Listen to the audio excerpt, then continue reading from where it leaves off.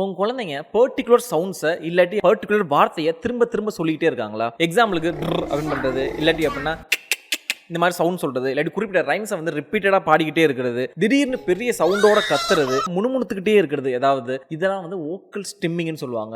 இது வந்து autism, ADHD இந்த மாதிரி சென்சரி ப்ராசஸிங் டிஸார்டர்ல வந்து இந்த வோக்கல் ஸ்டிம்மிங் இருக்கும். இதை எதனால குழந்தைங்க பண்றாங்க, இதை எப்படி கண்ட்ரோல் பண்றாங்க, அதுக்கான டிப்ஸ் நான் சொல்றேன். குழந்தைங்க இதை ஏன் பண்றாங்க அப்படின்னா சென்சரி ஓவர்வெல்மிங்னால, இல்லாட்டி ரொம்ப ஃப்ரஸ்ட்ரேட்டடா இருந்தா, இல்ல அப்படின்னா குழந்தைங்க எமோஷனல் ரெகுலேட் பண்றதுக்காக சம்டைம்ஸ் சில குழந்தைங்களுக்கு இதுவே செல்ஃப் சூத்திங் பிஹேவியரா கூட இருக்கும். இந்த பிஹேவியர் அவங்களோட லேர்னிங் ஸ்கில்ஸ் அஃபெக்ட் பண்ணுது அப்படின்னா கண்டிப்பா இதை நோட்டீஸ் பண்ணணும், ட்ரீட்மெண்ட்டும் கொடுக்கணும். இப்போ டிப்ஸ் பார்க்கலாமா? ஃபர்ஸ்ட் ஃபங்க்ஷனல் கம்யூனிகேஷனை இம்ப்ரூவ் பண்ணுங்க. இப்போ வோக்கல் ஸ்டிம்மிங் பண்றாங்க அப்படின்னா அதை வேர்டா கன்வெர்ட் பண்றதுக்கு பிக்சர்ஸ் மூலமாவோ, கெஸ்டர்ஸ் மூலமாவோ, இல்லாட்டி ஒரு ஃபிளாஷ் கார்டு மூலமாவோ ஃபங்க்ஷனல் கம்யூனிகேஷனை இம்ப்ரூவ் பண்றதுக்கு சொல்லிக் கொடுங்க. ரெண்டாவது அந்த பிஹேவியரை ரீடைரக்ட் பண்றது சொல்லிக் கொடுங்க. எக்ஸாம்பிளுக்கு குழந்தைங்க வந்து வோக்கல் ஸ்டிம்மிங் பண்றாங்க அப்படின்னா ரைம்ஸ் பாட சொல்லலாம், இல்ல அப்படின்னா ஒரு பாட்டு பாட சொல்லலாம், சின்ன ஸ்டோரியை வந்து குழந்தைங்களை சொல்ல சொல்லலாம். இது மூலமா இதை கண்ட்ரோல் பண்ண முடியும். மூணாவது, குழந்தைங்க சென்சரி அவாய்டிங்காக பண்றாங்க அப்படின்னா, இப்போ நம்ம பேசுறது பிடிக்கல, இல்ல அப்படின்னா நம்ம கோவமா கத்துறது பிடிக்கல அப்படின்னா குழந்தைங்க வந்து வோக்கல் ஸ்டிம்மிங் பண்ணுவாங்க. இப்போ அது மூலமா நம்ம பேசுறதையோ இல்ல குறிப்பிட்ட சவுண்டையோ அவாய்ட் பண்ணுவாங்க. சோ இதுக்கு நம்ம என்ன கொடுக்கலாம் அப்படின்னா நாய்ஸ் கேன்சலிங் ஹெட்போன்ஸ் கொடுக்கலாம். இது மூலமா குழந்தைங்களோட வோக்கல் ஸ்டிம்மிங்கை கம்மி பண்ண முடியும். நாலாவது, குழந்தைங்க வந்து செல்ஃப் சூத்திங் பிஹேவியர் பண்றாங்க அப்படின்னா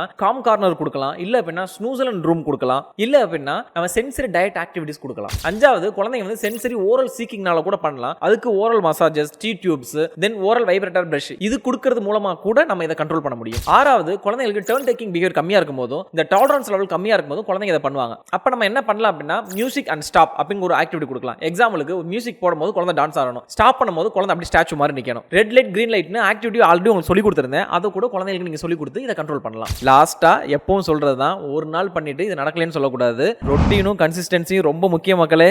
உங்களால் நான் உங்களுக்காகவே நான் எனக்கு எல்லாமே நீங்கள் தான்.